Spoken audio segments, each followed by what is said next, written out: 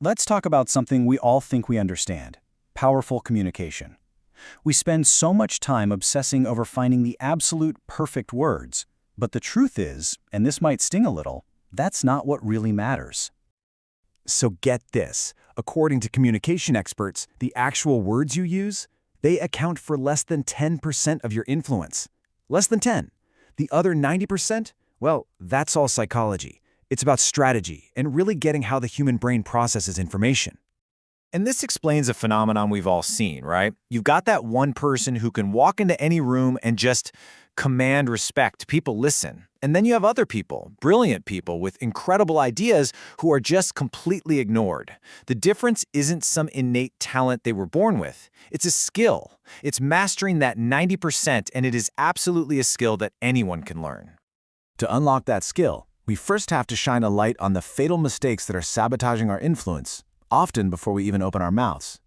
Most of us are making these completely unconsciously, and trust me, they are devastating. Okay, first up is what we call reactive communication. This is when you're always responding instead of initiating. You know the phrases, "I think maybe," or "I'm not totally sure, but," instead of just saying, "Here's the plan," you might say, "Well, maybe we could consider doing this." You see that difference? Those little phrases immediately signal that you're a follower, not a leader. You are literally giving your power away with your very first words. The second fatal mistake is a big one: information dumping. This is the idea that if you just bury people in enough facts, enough data, and enough logic, you'll eventually persuade them. But it's completely backward. The human brain processes emotion first and then uses logic to justify that feeling. So when you just dump a ton of information on someone, you're not persuading them, you're just creating cognitive overload and triggering their mental resistance. And finally, there's emotional leakage. Oh, this one's a killer. This is when your internal state, your nervousness, your anxiety, your insecurity, it just leaks out. It seeps into your tone of voice and your body language. Just picture someone saying, "I'm totally confident in this plan," but their voice is shaking and they're fidgeting. Which message do you believe? The words or the feeling? Exactly. You could be saying all the right things, but people sense that leakage instantly, and it just completely destroys your credibility. So, okay, now that we know what not to do, let's flip the script. Let's talk about how to build the kind of presence that naturally commands respect. This is all about building what we call true authority. And let's be crystal clear on what true authority actually is. It is not about being the loudest person in the room. It's not about being aggressive. In fact, aggression is a huge sign of weakness. It shows you need to use force to get what you want. True authority is the complete opposite. It's a calm, controlled, and kind of magnetic presence that makes people want to listen to you. So, how do you build it? Well, you can think of it as a three-part foundation. It starts on the inside, by mastering your own emotions so you can stay calm under pressure. Then it radiates outward when you learn to control your physical presence, your posture, your movements. And finally, it's expressed when you speak with purpose, making every single word count. Now, once that foundation of authority is in place, we can move to the next level, the psychology of influence. This is where we learn to use a few simple and totally ethical levers to really multiply your impact. This right here, this is the core of it all.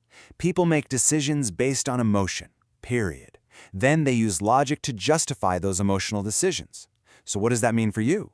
It means if you want to persuade anyone of anything, you have to connect with their feelings first. The logic is just the support system for an emotional decision that's probably already been made. One of the most powerful tools for doing this is also one of the most underused: strategic silence. Most people are terrified of pauses in a conversation. It feels awkward. But silence isn't an absence of communication. It's a profoundly powerful form of it. That pause just now, did you feel that? It created space. It added a little weight to my last point, and it signals confidence. A strategic pause gives your listener a moment to actually process what you said, and it makes whatever you say next seem that much more important. It is an incredibly potent tool. So when you put all of this together, we're not just talking about a list of tips and tricks. This is about a fundamental shift in how you see the world. It's about starting your own personal communication revolution, where you approach every single conversation with a conscious, strategic intent.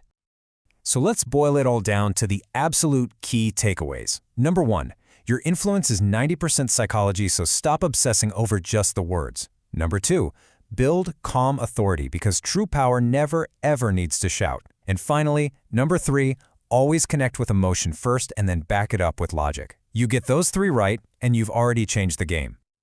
The principles we've covered today can transform not just how you speak, but how you're seen and what you're able to achieve. Your revolution starts now. It starts with your very next conversation. So the only question left is, how are you going to use it?